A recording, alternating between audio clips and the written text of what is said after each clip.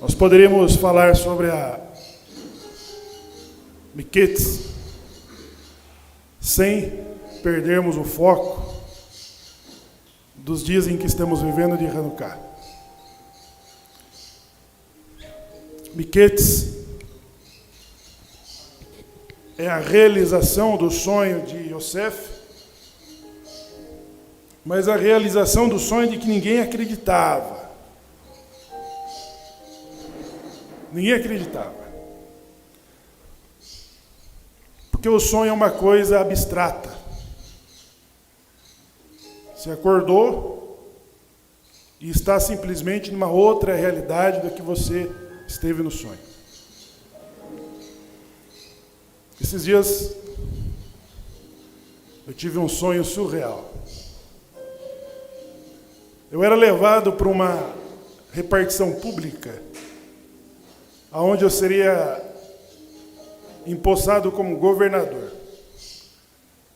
E essa era a parte do sonho. Eu não disputei as eleições, não soube com quem eu concorri, nem de que estado seria governador. E durante as passagens assim, pelos lugares, eu vi as reações exatamente do serviço público, as reações de cada pessoa que encarava o seu novo governador. Reações positivas e reações negativas. E aquela visão da reação das pessoas, porque no sonho em que eu era levado e encaminhado por outras pessoas a ser colocado em posse como governador, eu não acreditava, mas a reação das pessoas com quem eu encontrava, as reações positivas e as reações negativas, é que me fazia acreditar, falar, de fato, fui eleito. Aí eu acordo em outra realidade. Aí eu falei para o meu sogro, a primeira pessoa que eu vi pela mesma manhã, eu falei: seu Juca, o senhor está preparado para ser secretário de transporte público? Ele me olhou e falou: do que você está falando? Eu falei: porque eu fui eleito governador. E voltamos à realidade. Então o sonho é isso, uma coisa abstrata, ela não tem forma, não tem tamanho, mas ele existe. Ele não está concreto como a nossa realidade de segunda a segunda, das 8 às 18h30, os horários adicionais, as crianças da escola, os vencimentos, os clientes, os fornecedores, isso é abstrato. Essa é a nossa realidade do dia a dia. Agora o sonho não, isso é concreto, o sonho é abstrato. Mas como nós ouvimos nessa noite, o sonho, ele precisa se concretizar. E todos nós sabemos como fazer isso. Todos nós sabemos dar um objeto para que aquilo que é abstrato se torne concreto. Quando você diz assim: eu vou trocar de carro no ano que vem. Quando você diz vou trocar de carro, é abstrato, ele não existe. Mas você determinou. E você está trabalhando para trocar de carro no final do ano. E você vai tornar esse sonho concreto, uma realidade.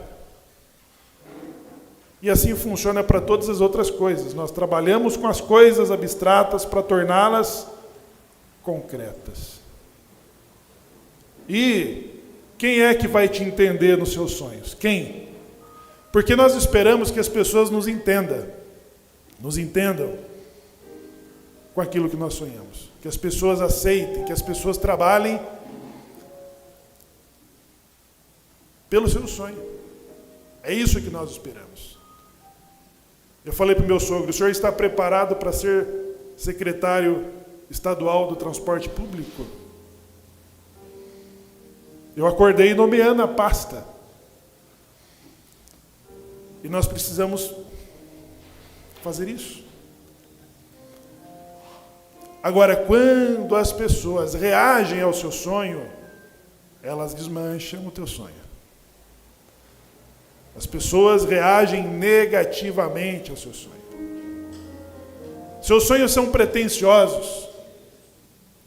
Está muito acima da imaginação das pessoas para quem você revela os seus sonhos. E os sonhos nada mais é do que uma demonstração da profecia de todos os justos, de todos os patriarcas e de Yosef Hatzadik. Sonhador ou não? Ele estava dentro de uma realidade, junto com seu pai, seus irmãos, e o sonho dele ia exatamente na contramão daquela realidade. Dos vencimentos das contas, da escola das crianças, do trabalho. Ele estava sonhando com os feixes que visavam unir os seus irmãos em torno dele. Uma pessoa pretensiosa. E os seus irmãos já o odiavam pela preferência de Jacó. Jacó preferiu mais a José. Isso por si só era um objeto de ciúmes, de ódio, de inveja. Agora os seus sonhos acrescentavam-se a isso, em que ele dizia: 11 feixes se dobravam diante do meu, sendo que a atividade do dia a dia, da realidade, do concreto deles era serem pastores. E eles estavam assentados na terra da herança, na terra da peregrinação. Jacó já tinha parado de sonhar. Jacó já estava vivendo no seu momento dentro da realidade. Ele falou: agora estamos no Olam Rabá. Agora nós vamos construir o Beit HaMikdash e vamos estabelecer o legado de Abraão. Tudo vai acontecer daqui. E aparece José falar: não, não, não, não, não.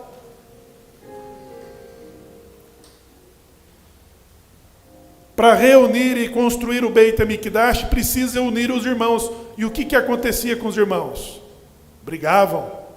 Porque Jacó dizia: vá e veja como está a paz de teus irmãos.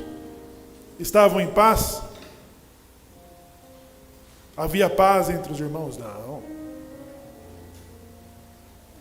Então, Jacó estava equivocado sobre o momento do início do Olam Rabá. Sobre o momento de iniciar a construção do Beit HaMikdash. Não era aquele momento. E Yosef era o único que tinha visão, e a sua visão era através de sonho, de coisas abstratas de que ninguém acredita. O Shemuel ser governador. Isso é uma brincadeira de mau gosto. E José, ele falava de forma pretensiosa. Agora, os sonhos, pessoal, a Cabala diz o seguinte, que os sonhos, que quando você tem sonhos bons, você precisa contar os seus sonhos bons para pessoas que gostam de você. A tua mãe, tua esposa, teu filho, tua filha. Porque a revelação da profecia, ela está não no sonho, mas na interpretação de quem escuta o teu sonho. Quando você tem um sonho bom, você precisa contar para uma pessoa boa.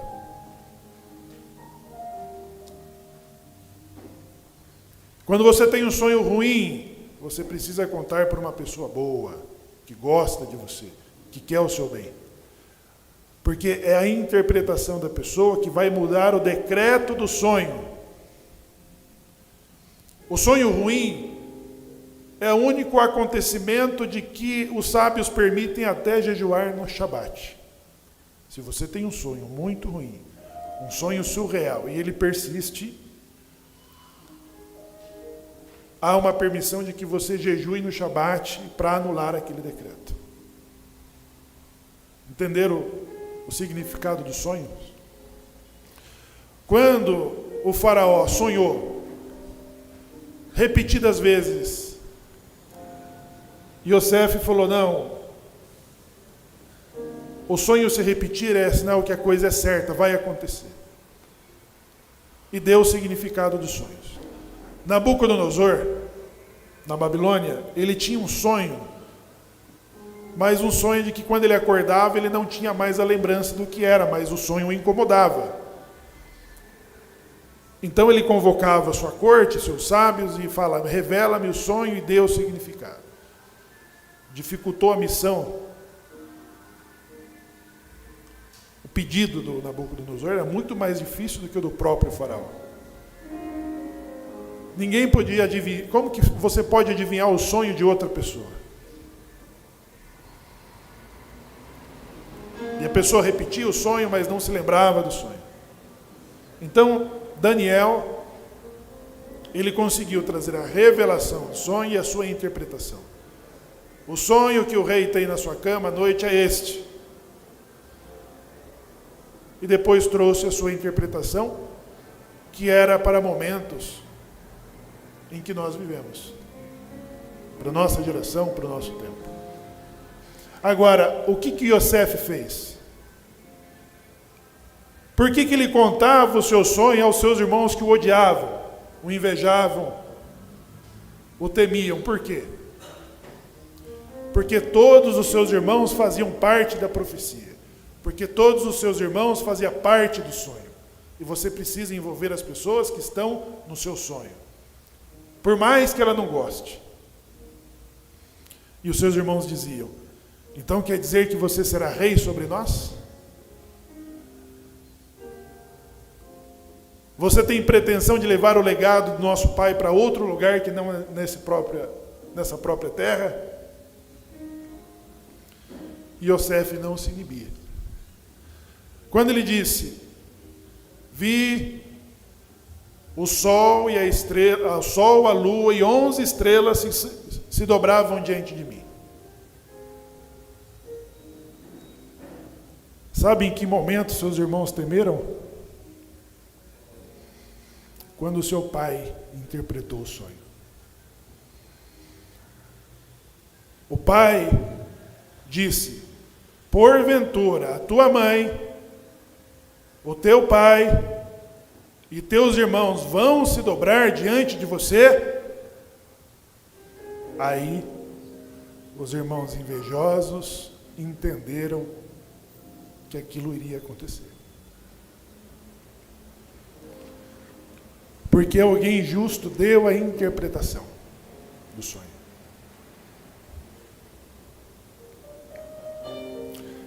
E ele disse: esperamos nisso e vamos entender isso. Entendeu? Então, pessoal,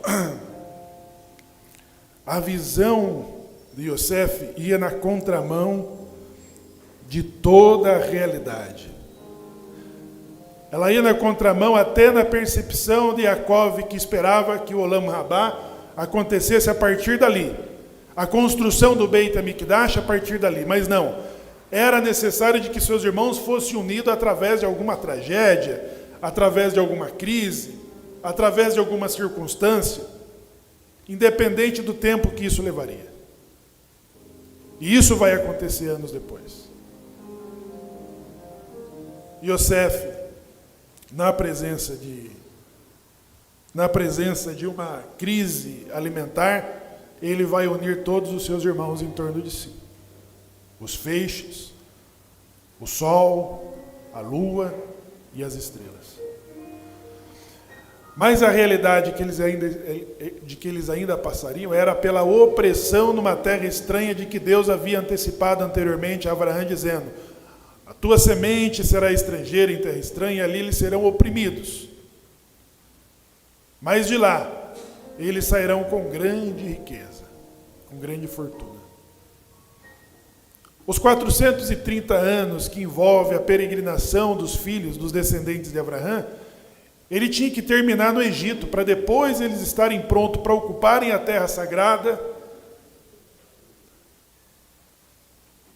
com grande riqueza, com grande status, para depois sim começarem a envolver a construção do Mishkan.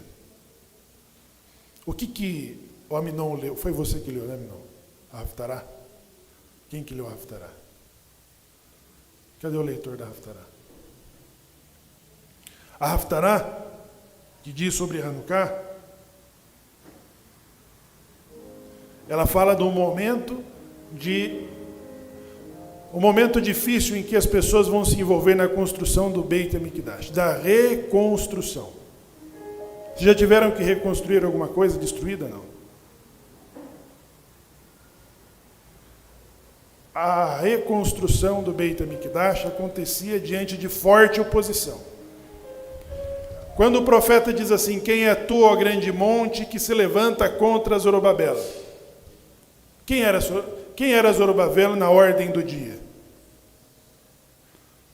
Zorobabel era a pedra fundamental necessária para iniciar a grande construção, a grande reconstrução. De que quando o profeta diz assim, de que toda a carne que se levantar, ele fala todas as nações. Entendeu? A reconstrução do segundo templo, ele se dá diante do sonho de um rei. Qual é o rei? O rei Ciro falou, ele sonhou. Ele sonhou que ele estava envolvido na construção da casa de Deus. Quem era o rei? Um rei pagão. Ele não está entre os filhos de Israel. Ele não está entre as tribos de Israel. Então o rei acordou e falou: eu sonhei que estava envolvido na reconstrução, na construção da casa de Deus.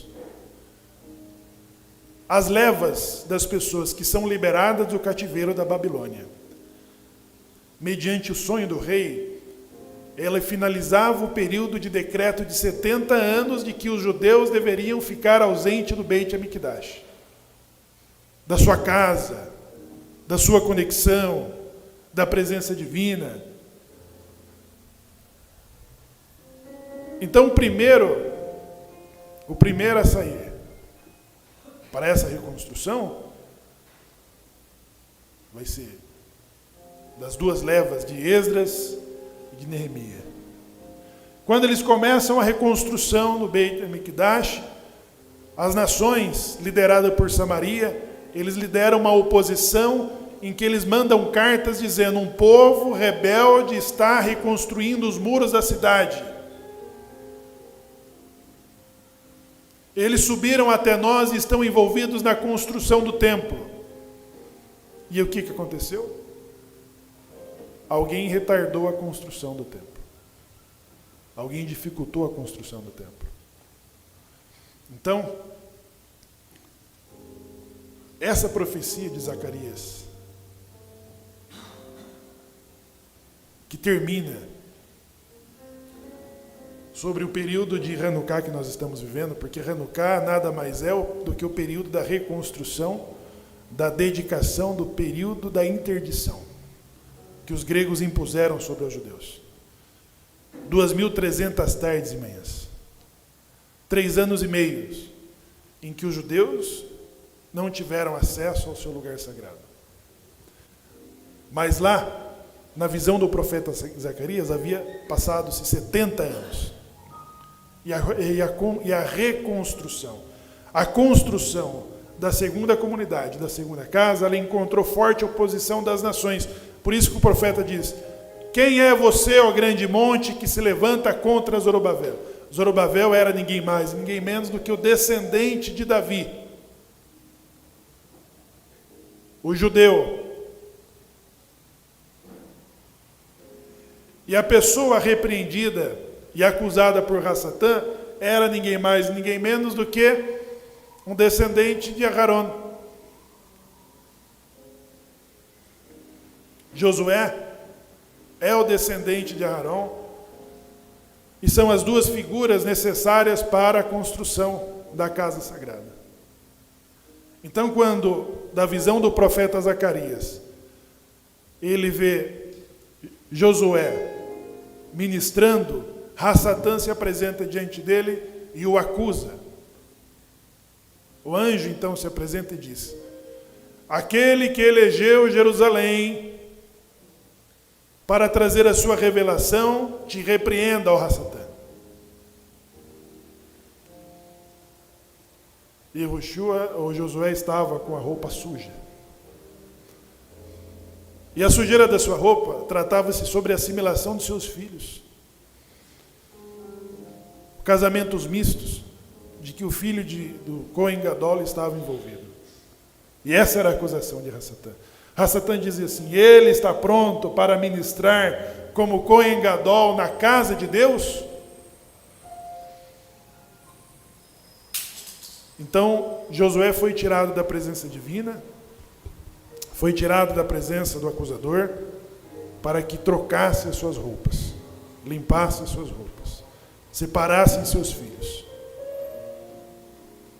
E o anjo diz assim: não é esse um tição tirado do fogo?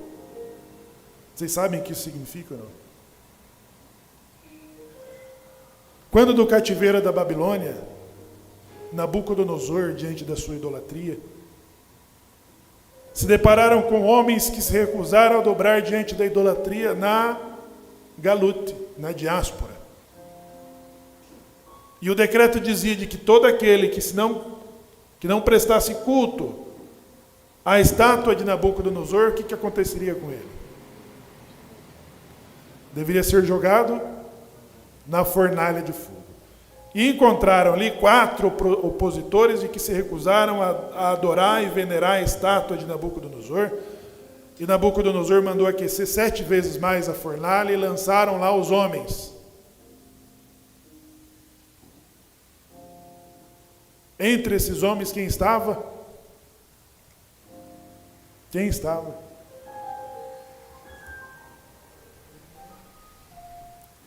Ben-Aharon.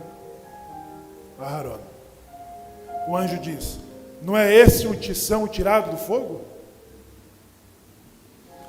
Nabucodonosor via homens andando na fornalha e disse, e chamaram os homens de volta do fogo, que não lhe fez nada. Ou seja, Josué estava apto para ministrar no que seria a segunda comunidade. Zorobabel é a pedra fundamental de que todas as nações serão chamadas espontaneamente a servirem a Deus, a casa de Deus. Então, quando da visão do profeta Zacarias, ele diz assim: o rei Dário, um outro rei vai determinar e vai apoiar e vai financiar, dizendo: vocês não vão precisar guerrear para a reconstrução da segunda comunidade. Como que ele diz? Nem pela força e nem pelo poder, mas pelo meu espírito, diz o Senhor. Isso vai fazer com que o rei Dario determine a segunda leva, através de Neemias, que vai reconstruir a segunda comunidade. O que faltava para os macabeus nos dias em que eles dedicaram a segunda comunidade? Quando eles rededicaram o templo depois de 3 anos e meio. O que faltava para a grande assembleia? Faltavam as 2 pedras. A visão do profeta Zacarias ele não entendeu. Por quê? Por que o candelabro ele enclandece sozinho? Por que as azeitonas elas se amassam sozinhas, produzindo o óleo necessário? E Deus diz: nem pela força e nem pelo poder, mas pelo meu espírito. Pelo meu espírito. A reconstrução da segunda comunidade, ela vai se dar superando todas as oposições que se levantaram contra a construção da segunda comunidade. Os samaritanos, que hoje são reduzidos a uma extinção programada, foram uma liderança da oposição contra a reconstrução do Beit HaMikdash. É contra ele que Deus diz assim: quem é tu, grande monte, que se levanta contra Zorobabel? Foram essas duas figuras que voltam do cativeiro para reconstruir a segunda comunidade. Um descendente de Aharão, Hacohen, e um descendente de Davi, Hameler. Essas 2 figuras eram necessárias para reconstruir a segunda comunidade. Agora, quando os macabeus reconstroem, reinauguram a interdição de que os gregos impuseram aos judeus, os macabeus acumulam as duas funções, tanto de Cohen Gadol como de governador na ausência de um descendente de Davi e na ausência de um descendente de Aarão. Quando no início da imposição grega, Onias era o descendente, Onias era o sumo sacerdote que se exilou em Alexandria, no Egito. Quando os macabeus reconquistam o templo da força grega através da luta, então os gregos, os legítimos herdeiros, tanto descendente de Judá, da família real, como da dinastia de Aarão, estavam refugiados, estavam ausentes do lugar. Diferente da construção da segunda comunidade. Então, pessoal, o sonho de José, ele diz sobre o momento em que eles definitivamente poderão se assentar. O assentar-se de Vaesh, de que Jacó se ocupou dizendo, agora sim nós vamos iniciar, ele estava equivocado a partir do momento em que ele compreendeu o segundo sonho de José, e que ele dá a interpretação dizendo, você quer dizer que a tua mãe, o teu pai, os teus irmãos se dobrarão diante de você? Esperamos no caso. Era certo isso aí. O sol e a lua, pessoal, representam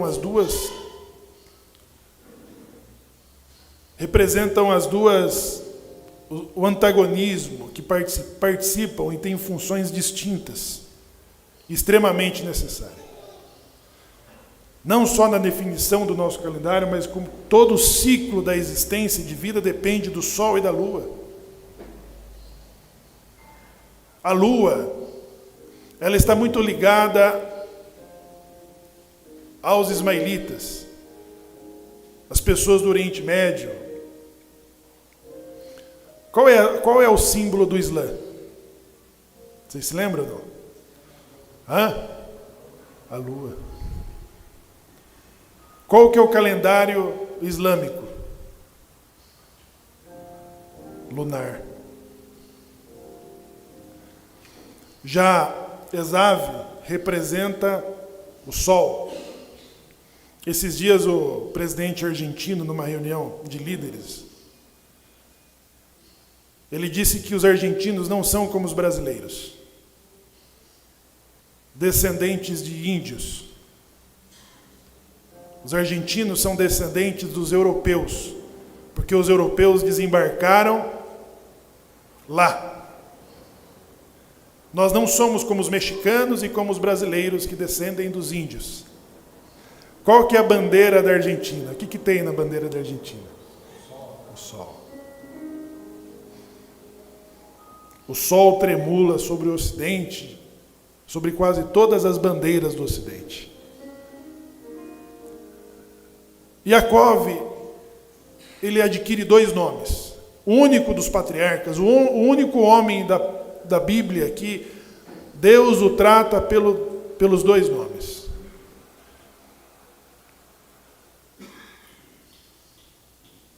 Deus trata com Jacó e Deus também trata com Israel.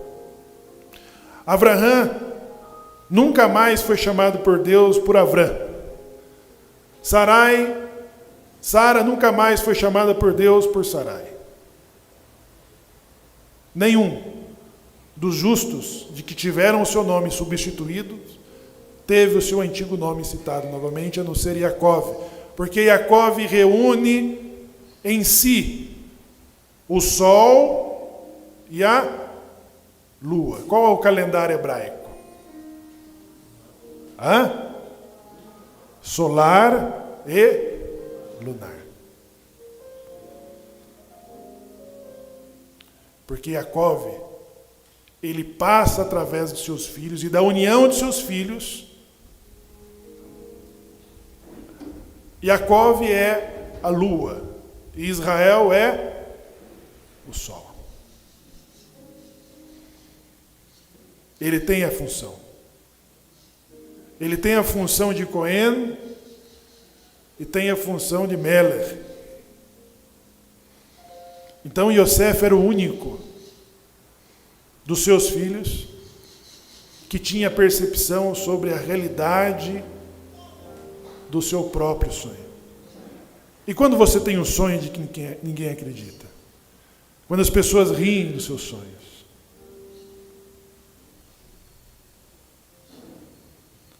Você sempre precisa contar às pessoas que estão envolvidas no seu sonho. Mas você precisa contar com a interpretação da pessoa que gosta de você. E isso aconteceu. Yosef, o filho de Rahel. Yehudá, filho de Leá. O antagonismo desses dois irmãos começa na construção do legado. Porque Yosef é exatamente aquele que estará envolvido sempre na caça, no perito caçador. Lembram de Esav? Ele é o perito caçador. O avermelhado que saía para buscar a sua caça e ele voltava com a caça. Era o orgulho de seu pai. E Jacó? Qual que era a ocupação de Jacó? A ocupação de Jacó, o orgulho de sua mãe, estudar nas tendas de Shem, nas tendas de Ever. Ele não tinha uma reforma, ele não tinha um tikkun. O primeiro tikkun de Jacó está envolvido no guisado, em que ele passa a assumir as duas identidades. Em que Jacó ele passa a tremular também com o caçador. É o que ele disse do sonho. Ele não tinha experiência de Esav, de caçar. Você sai para trabalhar de manhã e você volta com resultados. O campo do sonho de Yosef, ele diz: estávamos no campo e vi que 11 feixes se dobravam diante do meu. O campo é o lugar onde todas as coisas acontecem, onde se produz, aonde se cria, aonde se mata, aonde se extermina, aonde se conquista. E a formação da nação sagrada ali se dá exatamente no Egito. Essa constituição se daria dali. Serão oprimidos numa terra estranha, mas dali vocês sairão com grande riqueza, com grande fortuna. Então Yosef, ele estava muito à frente da visão, até mesmo do seu próprio pai, que havia se distraído com o lugar do seu assento. O assento de Jacó, em que estava na terra das peregrinações de seu pai, sem antes ter cumprido o período de 430 anos em que lhes era necessário ficar cativos, na terra do Egito. Então, pessoal, como que nós podemos reconquistar uma terra se os irmãos não estiverem unidos? A constituição das 12 tribos, das guarnições, Yosef faria isso. Através dessas circunstâncias, ele uniria seus irmãos em torno de si e também estaria envolvido na liderança da conquista da terra de Eretz Canaã. Qual dos filhos de Jacó fez frente à conquista da terra de Canaã? Vocês sabem ou não? Yehoshua ben Nun. Yehoshua ben Nun é o filho de Rahel, que representa a força do sol, da conquista, de ir ao campo, do avermelhado. Davi, qual que era a cor de Davi? Avermelhado. Davi era acompanhado por valentes. Saul diz assim: o teu dote é 100 prepúcios de filisteus. O que Davi fez? Pela mão de Mical, o que ele fez? Ele superou a oferta e levou 200 prepúcios dos filisteus. Derrotou Golias. Ele reconquistou Jerusalém, pessoal. Jerusalém de que diz assim, que o Eterno que escolheu Jerusalém para a tua revelação te repreenda, ó Rassatã. Jebus ainda ocupava a terra de Jerusalém, e eles desafiaram a Davi e os seus valentes, dizendo: subam, Davi, subam, e nós daremos os coxos e os mancos para derrotarem seus homens. Desafiou a Davi. E Davi conquista Jerusalém dos jebuseus. E Yehoshua bin Nun liderou a conquista de todos os territórios necessários para a formação da terra sagrada, onde só depois disso a construção do Beit HaMikdash poderia acontecer. E Davi é o rei que consegue reunificar os irmãos. É o rei que consegue unificar as tribos em torno de um projeto único. Olha, pessoal, nós somos resultados de mais de 3.300 anos da revelação de Torá. Somos descendentes. E os nossos pais passaram por todas as provas, por todas as perseguições, em todos os continentes, em todos os lugares, pelas mais diferentes perseguições, e nós e os nossos filhos estamos aqui para entender e nos envolvermos sobre a construção do quê? O que vocês precisam construir? Nós precisamos construir o Beit HaMikdash. Existe uma terra, um território, um espaço da geografia, onde todas as coisas dão certo. Fora desse território nós brigaremos. Brigaremos como de direita, brigaremos como de esquerda, brigaremos como religiosos, brigaremos como não religiosos, pelo nosso próprio espaço. Isso não funciona. Por isso que Jacob disse: assentei-me na terra dos meus pais. Mas não era o momento. A construção do Beit HaMikdash, a construção do terceiro templo, a leva, ela vai se dar diante da união de seus irmãos. A união de seus irmãos, sefaraditas, askenazes, judeus ricos e pobres, judeus negros e brancos. Nós somos judeus do exílio, depois de 70 anos que a terra de Israel existe. Nós não somos judeus da Galute. Nós somos os judeus do exílio. Todos os nossos esforços da reconstrução do terceiro templo se dá a partir das nossas sinagogas, porque é o mais próximo que nós conseguimos nos dedicar.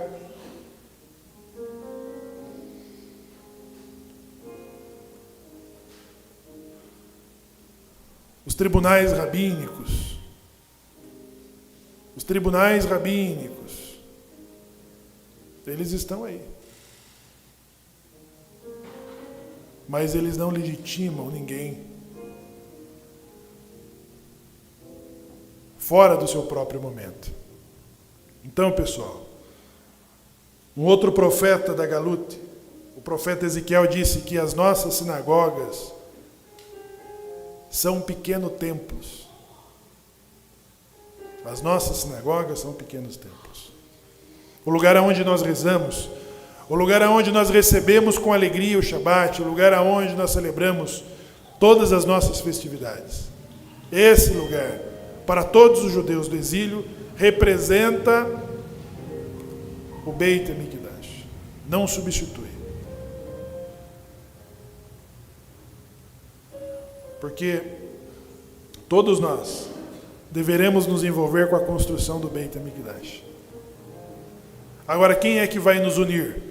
Quem é que vai unir Sefaradita com os Askenazi? Quem vai colocá-los numa mesma sinagoga? Dividir as suas funções? Os etíopes, os falachas, os Benanussi.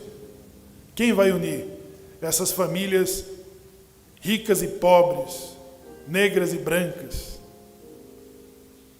Yiddish e ladino.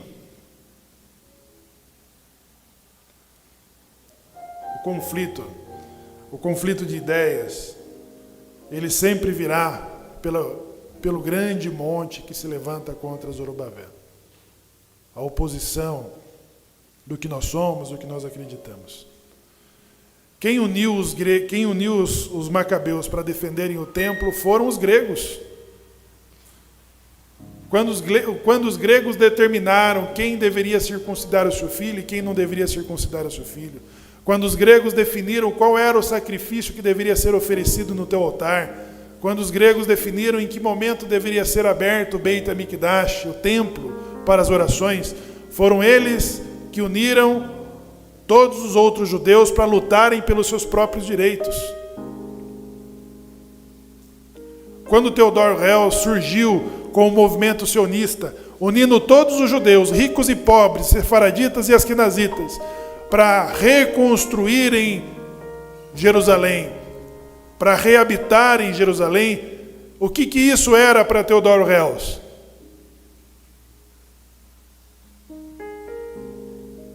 Vocês sabem que era para os judeus da Babilônia retornarem para o seu próprio lugar?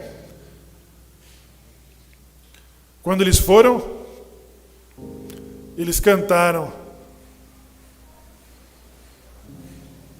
Eles cantaram. Eles disseram que os babilônicos pediram-nos para cantar dos cânticos de Sião. Como nós cantaremos dos cânticos de Sião em terra estranha? Mas quando, do final do cativeiro da Babilônia, eles cantaram: quando o Senhor nos trouxe a Sião, éramos como quem sonha. Éramos como quem sonha.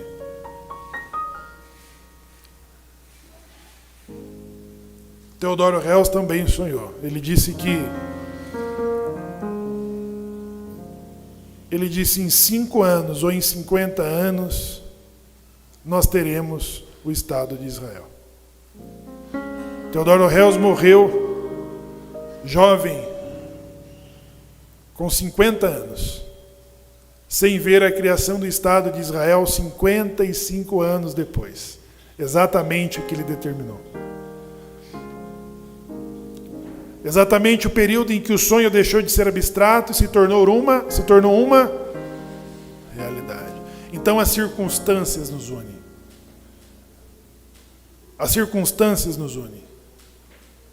Não foi a palavra bonita de José que uniu os seus irmãos em torno de si, mas foi uma crise alimentar que uniu os seus irmãos em torno de si. Foi uma crise alimentar que uniu os feixes dos irmãos juntos e foram atados em um só.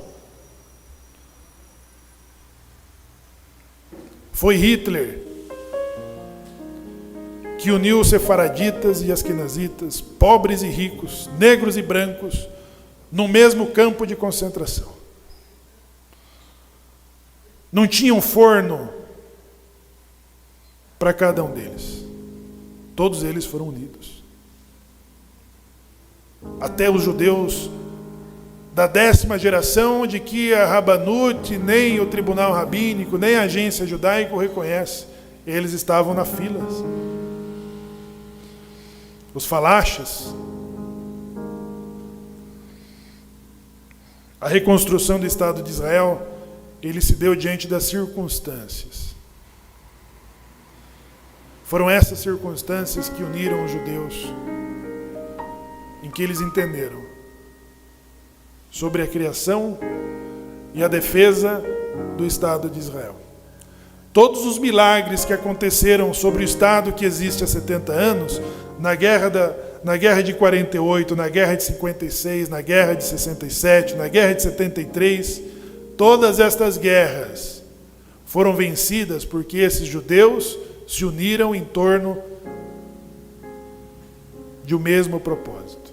São judeus de uma mesma Torá, são judeus de um mesmo templo. O Beit HaMikdash vai unir todos os judeus, todas as interpretações rabínicas estarão unidas na mesma casa, ministrada pelo mesmo sacerdote, e teremos o mesmo rei.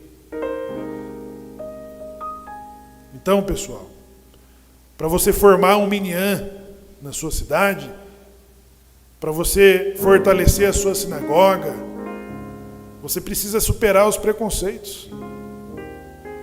Porque se os seus preconceitos não forem superados, as circunstâncias externas vão uni-los, mas da forma mais dura e difícil.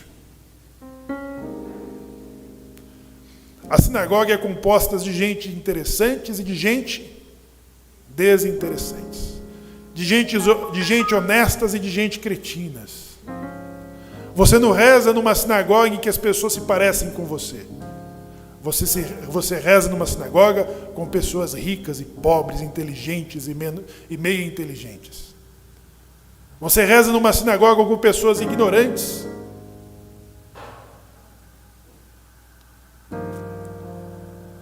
Não haverá uma sinagoga de pessoas que se parecem só com você, com seu jeito, com seu estilo, com seu nussa, com a sua beleza, com a sua realeza. Não.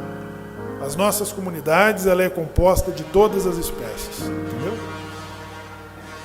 E você quer entender a comunidade que é fortalecida? É quando ela supera todos os seus preconceitos, as suas limitações, e elas passam a ouvir os sonhos. Porque a criação do Estado de Israel era um sonho muito abstrato. Era mais fácil Mashiach vir do que reconstruir o Estado de Israel que passa a existir em 1948. E isso não é para os não-judeus. Isso era uma coisa impossível para os judeus.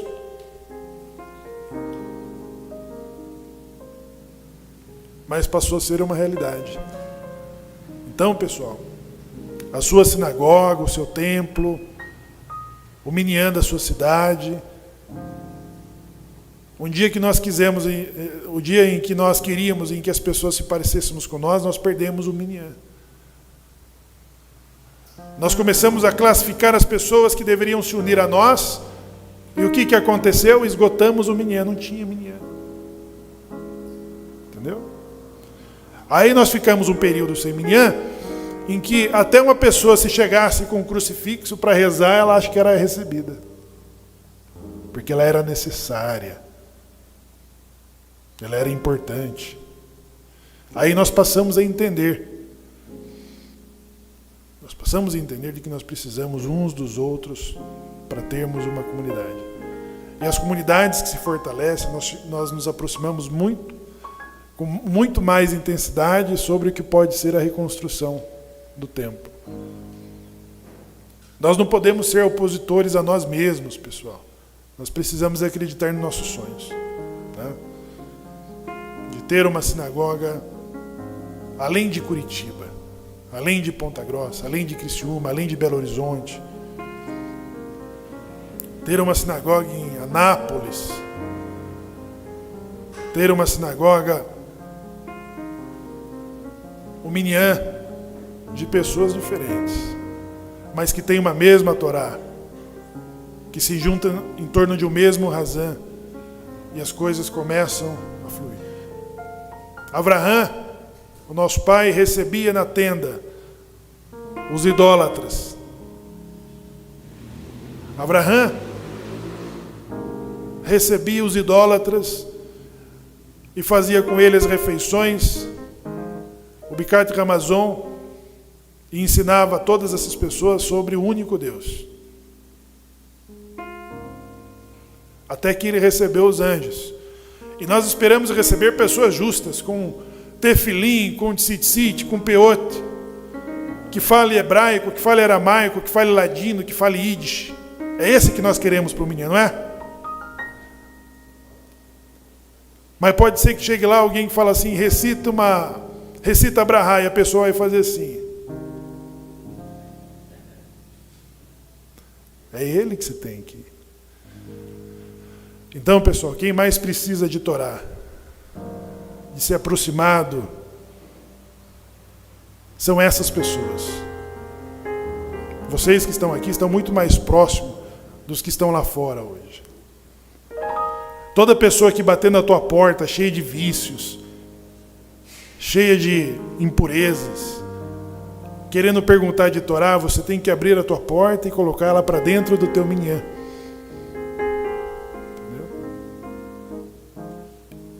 O reconhecimento que você está esperando de outro que tem piote, que tem rabanute, que tem legitimidade, é o que você tem que dar para essa pessoa. Você fica olhando e esperando ser reconhecido no momento em que você precisa reconhecer, acolher, receber. Essa é a inclusão. O Anuncim Brasil não abre um sistema de inclusão em que nós vamos falar sobre feminismo, LGBT, não. A nossa inclusão é receber as pessoas que precisam se aproximar, as pessoas que desejam se aproximar de Torá, as pessoas que desejam se unir ao minhã, as pessoas que desejam ouvir as rezas. Isso é inclusão. Nós não fantasiamos.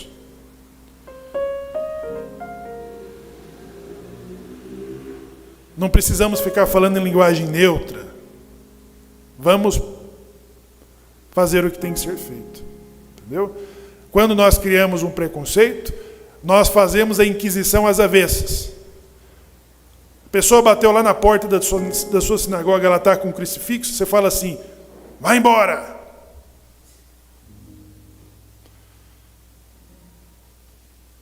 E se escapar da boca dela que Jesus é lindo, você fala, vai embora.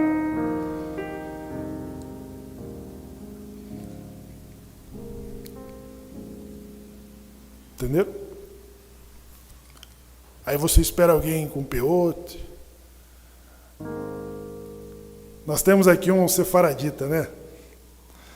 Breslov, mas ele tem alma pura, né? Eu estou usando o estereótipo aqui para entender. Porque a visão que nós temos de nós mesmos, esperando de cima, no momento em que é para você receber, para você ajudar, para você auxiliar, para você conduzir a pessoa de volta. Pessoal, são quantos séculos de sequestros? Semana passada aconteceu um fato de uma mãe que reencontrou seu filho que foi sequestrado no berçário. 38 anos. 38 anos, o filho reencontra com a mãe que foi tirado do berço, foi tirado do colo dela, foi tirado dos seios dela. Vocês sabem o que é isso, não? Sabe ou não sabe? Moshe Ben Maimon diz que todo Ben Anussi são sequestrados. Nós fomos sequestrados do seio de nossas mães. E todos os judeus sequestrados, eles não fazem conversão, eles fazem retorno. Eles não têm crise de identidade, eles têm convicção do que são. Nós olhamos para o espelho e sabemos quem somos. Sabemos tanto a ponto de receber as pessoas em nosso meio. Nós não precisamos de que 3 homens justos precise olhar para você e falar, seja judeu, porque você já é judeu. Nós somos isso. Então vamos olhar para os que precisam de você. Vamos olhar para os que precisam de nós. Vamos olhar para os que podem compor o nosso minhã. Vamos dar a mão para ele, vamos acolhê-los, vamos ajudá-los, vamos levantar a sua estima. A sua comunidade, o seu minhã, a sua sinagoga, ela tem que ser a tenda de Abraão para receber os que não têm Torá. Ela precisa receber os que não têm Torá. Ela precisa receber os mal educados. Ela precisa receber os menos informados. Nós não somos proselitistas, pessoal. Está parecendo que somos? Não somos. Porque nós nunca criamos um Beit Din para converter um Ben-Anusi, porque ele não precisa se converter. Mas nós recebemos todos os que têm a alma judaica. Entendeu? Porque Obadias é um descendente de Esav. E ele foi o único profeta convertido. Ele disse: e os de Sefarade subirão e julgarão os montes de Seir. Vocês, pessoal. Obadias dizia sobre vocês, sobre nós, a baiana, a cearense, o carioca, o mineiro, o pernambuco, o gaúcho, o capixaba. Em São João do Meriti, diz o historiador Paulo Valadares, as igrejas retiradas, os mosteiros de Minas, os monges e padres que ali rezam são judeus, Ben-Anusi. Eles rezam Ave Maria, eles rezam Pai Nosso, mas ele tem tradições porque eles são sequestrados, pessoal. Então no Anuncim Brasil liga pastores evangélicos, liga bispos e padres, monges. Nós recebemos aqui, nós recebemos na porta aqui o padre Kelmo recentemente, com bata. Os monges passam aqui na porta da sinagoga e olham. Sabe por quê? Porque eles têm uma alma judaica. Você sabe por quem que Rahel chora? Vocês sabem por quem que Rahel chora em Betlehem? Rahel é a única matriarca que não foi sepultada em Marpelá. Ela chora por vocês, os filhos sequestrados. Elas choram pelos filhos que foram levados dela. E por isso que o profeta Esaiahu, ele pergunta para a mãe de 38 anos que ficou longe do seu filho. Ele pergunta para a mãe de 2000 anos que ficou longe de seus filhos. E o profeta pergunta para ela e diz assim, e ela pergunta para o profeta e diz: quem são estes? E o profeta responde: estes são os teus filhos. E eles são mais do que os da casada. Mais do que 120 mil. Mais do que 120 mil judeus no Brasil. São 40 milhões. São 60 milhões de brasileiros por quem Rahel chora. A mãe que teve o filho sequestrado. Moshe Ben Maimon diz que todo aquele que é forçado, ele tem que ser acolhido de volta. Tem que ser retornado. Entendeu? Porque quando nós, que somos, temos o DNA de Abraão, temos o sangue de Abraão, quando nós, por uma baixa estima, nos submetemos a um tribunal rabínico, nós deixamos de ser um Ben-Anusi para se tornar um prosélito. Você não se torna um judeu. Você vai ser humilhado nas sinagogas, chamando de Binei macaco. Vai ter o teu canto marcado. Para talvez o teu filho ou a tua filha serem recebidas. Vocês imaginem Ruth, a Moabita. Imagine Ruth ser acolhida dentro da dinastia real. Onde ela estava? No Ceará, na Bahia. A Bahia é a terra de todos os deuses, de todos os santos, não é? É. Salvador é.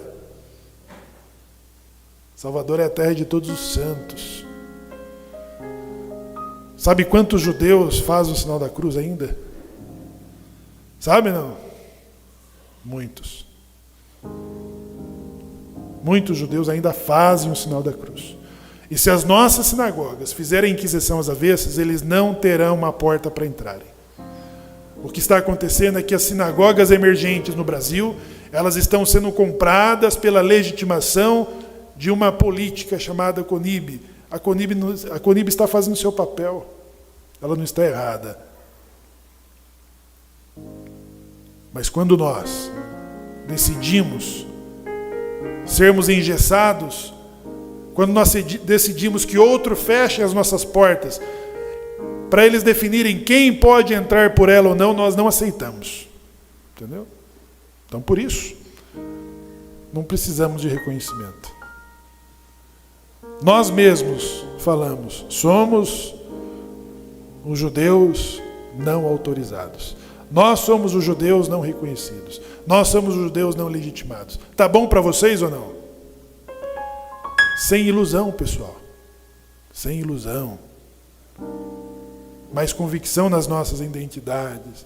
Porque o Anusim é uma identidade histórica. A Anita Novinsky morreu. Morreu tendo em suas mãos o arquivo com milhões de nomes de brasileiros que foram queimados, condenados, julgados por um tribunal internacional só para julgar judeus que faziam o sinal da cruz. Foram esses judeus que foram levados no Holocausto Ibérico. Nós somos os filhos deles. Os nossos antepassados morreram queimados, perseguidos, tiveram seus bens confiscados. E quando você nega isso, você está apagando a história. Então nós temos uma identidade. Queiram ou não queiram. Aceitem ou não aceitem. Nós somos Ben Anusi. O Malahai foi chamado, e na hora que o Gabriel falou assim, Malahai Ben Anusi, ele não acreditou. Cadê o Gabriel? Aí o Malahai falou, Malahai Ben Anusi, coloca aí. Aí o Gabriel olhou para mim. Por que não é Ben Avraham e Ben Israel como todos os outros? Eu falei, escreva aí, Malahai Ben Anusi. Olha aquele nariz sefaradita lá. Entendeu? Aquele nariz sefaradita, ele pode escrever Ben Anusi porque ele tem convicção disso. Vocês sabem quantos convites, pessoal, eu recebi? Eu recebi um convite no Rio de Janeiro para ir fazer aliá em Israel. Mas vocês sabem a que custo? Hoje eu já poderia estar com meu filho ter feito bar mitzvah em Israel. Eu tenho convites de tribunais que se instalam aqui para fazer conversão. Nós temos propostas. Muitos aqui o Shimon recebeu. Aí nós perguntamos a que custo? Você está disposto a nos oferecer isso sem ter que interferir no Anunciem Brasil? Teve um rabino que falou assim: ponte, construir ponte com o Anunciem Brasil, quem são vocês? Quem são vocês?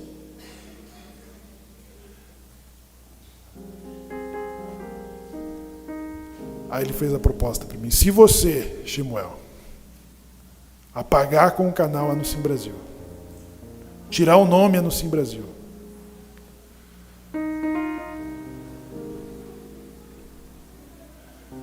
eu deixo você participar do seminário em Betânia, em Israel. Se você apagar todas as mídias do Anunciem Brasil, Terrilim, o Shabbat aparece, o Shimon falando sobre a Inquisição, se vocês apagarem todos os conteúdos do canal de vocês, eu deixo você e mais um representante ir participar do meu seminário em Israel, em Betânia.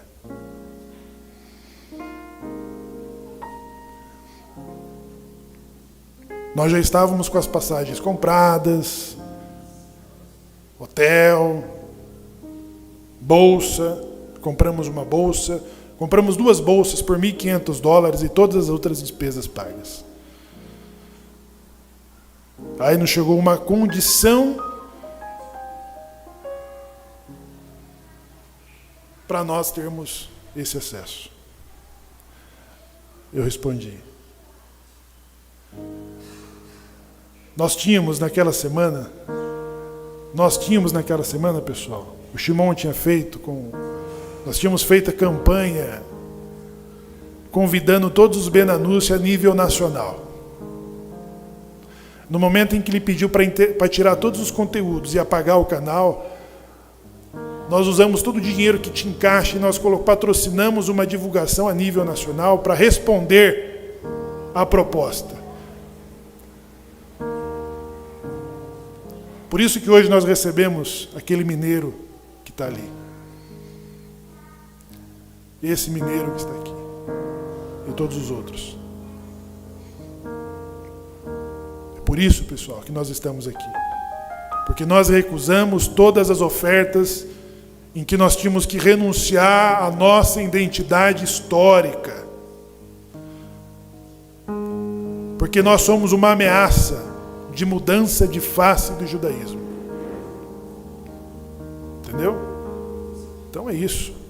Nós não somos sionistas. Qualquer um que mexer com o judeu askenazi, mexe conosco.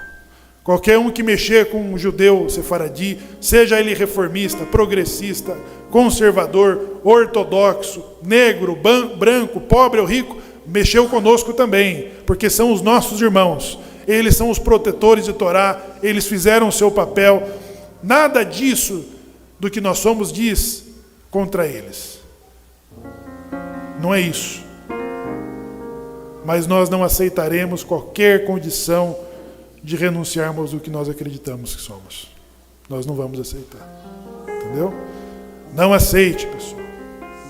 Não aceite. Se você tiver que ir para o poço, ser vendido, ser escravo, ser humilhado, seja esse judeu de Peote aqui, ó. Levanta, por favor. Olhe para ele. Esse judeu aqui, nós já brigamos por ele. Pode sentar. Semana retrasada eu recebi ligação de um judeu da sinagoga de Santos, que conhece ele. Ele falou: me ajude, porque eu estou num grupo aqui da comunidade em que o Yaakov está sendo atacado porque fizeram um filme dele rezando num lugar público. Ele foi visto assim, escondidinho, rezando ali. E ele estava daquele jeito ali. Aí ele queria que eu falasse com alguns rabinos, para o rabino se pronunciar em favor dele. Eu falei: olha, Javier, ele não foi visto entrando de peote e de kippá numa boate. Ele não foi visto de kippá e peote comendo cheeseburger. Ele não estava num boteco, na farra com mulheres, não. Eles estão rindo de um judeu caracterizado que estava rezando no lugar público. Baruch Hashem é isso. Não há o que defender. Quem tem que ser defendido é os caras que estão satirizando ele. Vamos defendê-lo, porque esse rapaz aí é um justo. Entendeu? Então, pessoal, nós não podemos ter preconceito de nós mesmos. Nós não podemos ter dó de nós mesmos. Nós não podemos ter piedade de nós mesmos. Piedade sim, mas ter dó de nós não. Não nos vitimizarmos, mas ter orgulho da nossa história. Anita Novinsky diz assim: eu não recebi nenhuma ajuda da comunidade nas minhas pesquisas sobre os Ben-Hanus. Toda a ajuda que eu recebi foram de órgãos e institutos, de políticos e de ministérios, mas a comunidade judaica não recebi nenhuma ajuda. Aqui tem Museu do Holocausto. Aonde é que tem um museu que fala sobre a memória dos Ben-Hanus? Aonde que tem? Não tem. É nós que temos que fazer. Nós que temos que fazer um memorial de todas as vítimas que estão inscritas na Torre do Tombo. São a nossa memória. Nós somos descendentes. Nós somos sobreviventes deles. E nós, pessoal, nos ocuparemos da reconstrução do Beit HaMikdash, porque Obadia diz: e os de Sefarad subirão aos montes de Seir e julgarão. Nós tivemos um tribunal internacional para julgar crime judaico, de você usar talit, de você usar uma Magin Davi. Isso era uma condenação. Os brasileiros eram levados para um tribunal fora do país, julgados e condenados e mortos. Eles nos julgaram. Agora Obadia diz: e os de Sefarad subirão aos montes de Seir e julgarão. Vocês serão juízes. O tribunal do pós-guerra julgou quem? Todos os oficiais nazistas que fizeram e vitimaram almas judaicas. Obadias diz que vocês subirão aos montes de Seir e julgarão. Julgarão. Entendeu? Então é isso, pessoal. Nós temos uma identidade. E nós temos um sonho abstrato de que nós vamos subir nos lugares aonde não se esperam, nos lugares aonde não se autoriza, nos lugares aonde não se permite, para fazer o nosso melhor. Seja no Shabat, seja no Yom Tov, e de brigarmos para defendê-los, um ou outro. Quem ofendeu o Vinícius aqui, ofendeu você. Quem ofendeu o Shemuel, quem ofendeu o Yaakov, nos ofende. Entendeu? Nós somos uma embaixada, que qualquer pessoa que ser acolhida para dentro dessas portas, elas serão protegidas. Mesmo que ela esteja com um crucifixo. Mesmo. Ela será acolhida aqui. Entendeu? Será protegida. Será orientada, será ensinada. E é isso, pessoal. Os sonhos de Yosef estavam na contramão de seus irmãos. Os nossos irmãos Askenazi, os nossos irmãos sefaraditas, os nossos rabinos e mestres, não nos compreendem. Não nos compreendem. Vocês querem ser compreendidos? Abra mão de seus sonhos. Deixe de acreditar nos seus sonhos. Aí você será compreendida. Mas se você quer continuar sonhando, não espere ser aceito, não espere ser reconhecido, não espere ser compreendido, porque vocês não serão.